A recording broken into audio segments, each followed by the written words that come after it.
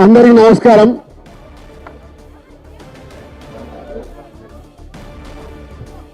ఈరోజు సీఎం రేవంత్ రెడ్డి గారితో Telugu film industry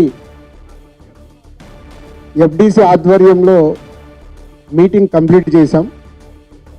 అటు ఇండస్ట్రీ తరపున ఇటు గవర్నమెంట్ తరపున ఎఫ్డిసి నుంచి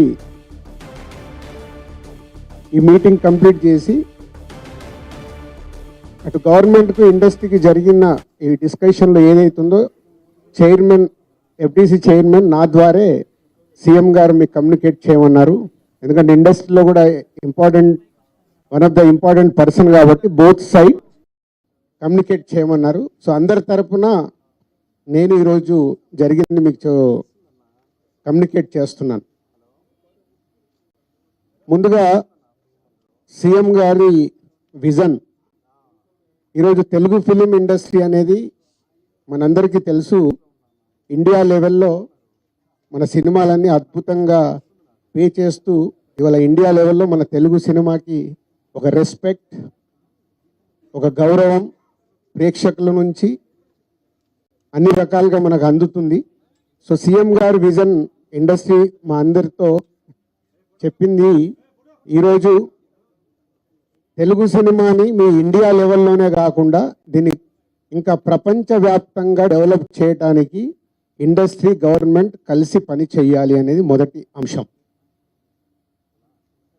సో దానికి తెలుగు సినిమాకి ఇంత గవర్నమెంట్ తరపున మాకు రెస్పెక్ట్ రావడము, తెలుగు సినిమాని ప్రపంచవ్యాప్తంగా గ్రో చేయటానికి, డెవలప్ చేయడానికి ఇండస్ట్రీ గవర్నమెంట్ కలిసి పనిచేయబోతున్నాయి. రెండవది హైదరాబాద్.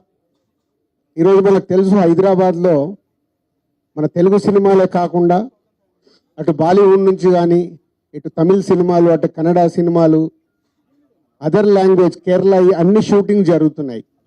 సో సీఎం గారి వ్యూ రెండో పాయింట్లో హైదరాబాద్లో ఇండియన్ సినిమాలే కాదు, ఇంటర్నేషనల్ హాలీవుడ్ సినిమాలు కూడా షూటింగ్లు జరగటానికి ఇండస్ట్రీ నుంచి మాకు సలహాలు ఇవ్వండి. ఆ రేంజ్లో హైదరాబాద్ సిటీని ఆ లెవెల్లో పెట్టి వాళ్ళకి కావాల్సిన హాలీవుడ్ వాళ్ళు వచ్చి షూటింగ్ చేసుకోవడానికి కావాల్సినవి కూడా మనం అరేంజ్మెంట్స్ ఏం చేస్తే వాళ్ళు వచ్చి హైదరాబాద్లో షూటింగ్లు చేసి హైదరాబాద్కి ఒక ప్రత్యేకత ఉండాలి సినిమా దానికని రెండో పాయింట్ చెప్పారు.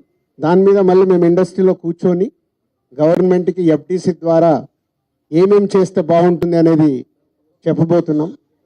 సో ఆ విషయంలో కూడా ఇండస్ట్రీ గవర్నమెంట్ రెండు